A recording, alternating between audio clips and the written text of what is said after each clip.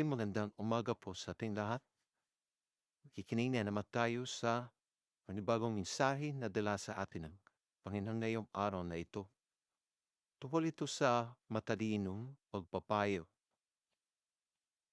Ito ata yung pinakamagandang mensahe para ngayong araw tungkol sa matalinong pagpapayo. Diba? Kasi minsan tayo pag pinapayuhan, minsan mainit yung ulo natin. Minsan, mas mataas pa yung pride natin. Kaya minsan, di tayo tumatanggap ng payo. Kaya ito siguro yung mensahe para sa atin. Nasa Kawikaan, chapter 12, verse 15. Ang akala ng hangal ay palagi siyang tama. Ngunit ang taong marunong ay nakikinig sa payo. So meron yung istorya na dala dito sa mensaheng ito.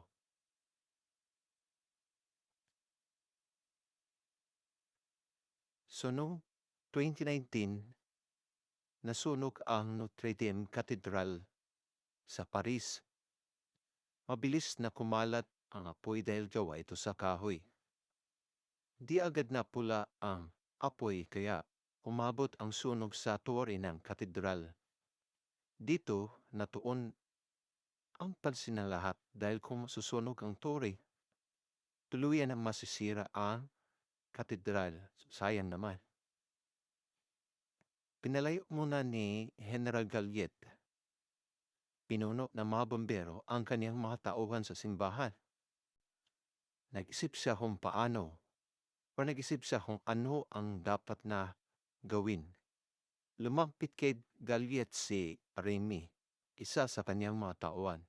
Sabi ni Remy, General, nais ko pong sabihin na ilagay natin ang mga hose sa labas ng tore. Ngunit dahil marupok na ang gusali, inawalang bisa ng General ang ideya. Hindi nagtagal, hinarap ni General Galliet ang isang desisyon. Sundin ang payo ng kanyang bumbero o hayaang bumagsak. Bumagsak ang tore na katedral. So napaisip siya kung susundin niya or hindi.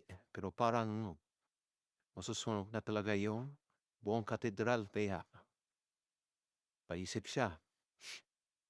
So marami naman tayong mababasa sa kasulatan tungkol sa pagtanggap ng payo.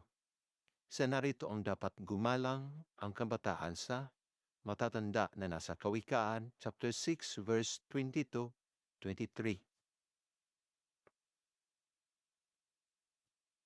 Okay.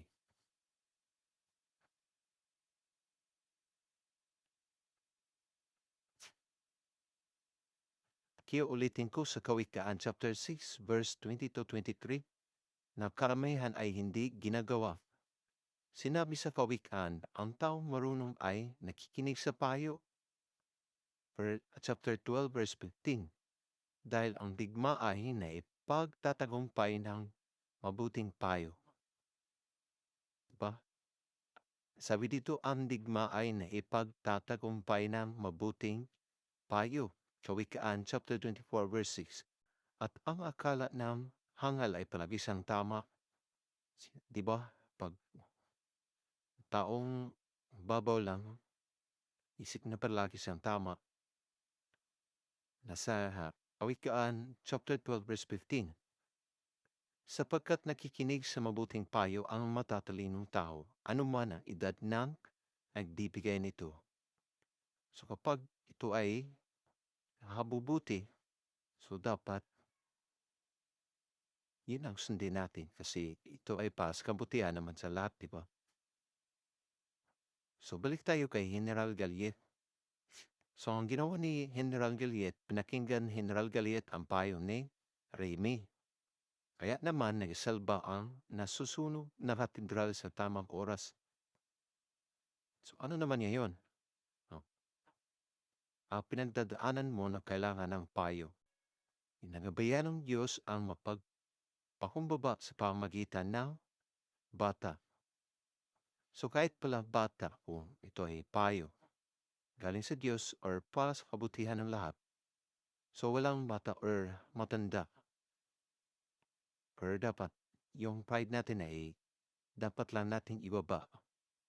Huwag nating idaan sa dahil mataas ang posisyon mo or general ka tapos tauhan mo yung nag-advise sa'yo. Di mo papakinggan, dapat ikaw lang yung palaging tama. So, ang maganda sa ginawa ni General Galieta ay sinunod niya yung idea na galing kay Remy na si Remy ay isang tawalan ni General Galiet. So dahil doon, naisalba ang buong katedral. Kaya yan. So sa anong sitwasyon sa iyong buhay na nahihirapan kang makinig sa payo ng iba? May pagkakataon ba na hirap kang tanggapin or hirap kang tumanggap ng payo sa ibang tao or mas lalo na sa pag mas bata pa sa iyo? So dapat intindihin natin kung ito ay para sa kabutihan ng lahat. Dapat ay huwag nating pairalin ang ating mga pride. Dapat lunukin natin yan. Dahil kung hindi, baka siguro ang nangyari sa katedral ay kung susunog at saka madamay pa yung mga tao na nasa loob. Okay, so I hope na marami kayong natutunan sa mensaheng ito. Simpleng mensahe ngayong araw tungkol sa Kawikaan chapter 12 verse 15. Ang akala ng hangala ay palagi siyang tama, ngunit ang taong marunong ay nakikinig sa payo. Aking tayo po ay manalangin.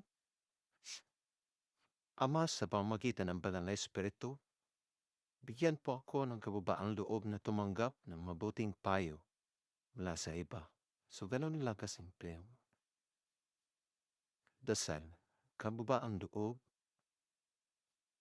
para makinig sa payo ng ibang tao. Sana'y hindi natin isipin na palagi tayong tama at saka dapat ay humingi tayo ng gabay, lalong-lalo na nasa taas sa ating Panginoong Diyos. At ako din, natutunan ko din na makinig sa iba. Dahil hindi lahat ng pagkakataon na tama yung nasa isip. So, siguro yung mensahe o yung advice na galing kay Remy ay galing sa Panginoon kung kaya ay naisalba ang buong katedral. Kaya, malaking tulong ang magiging ang mapagpakumbaba at makinig sa payo ng iba kumpara naman sa kabutihan ng lahat. Okay, maraming salamat sa pakikinig. Sana ay meron tayong natutunan ngayong araw na ito.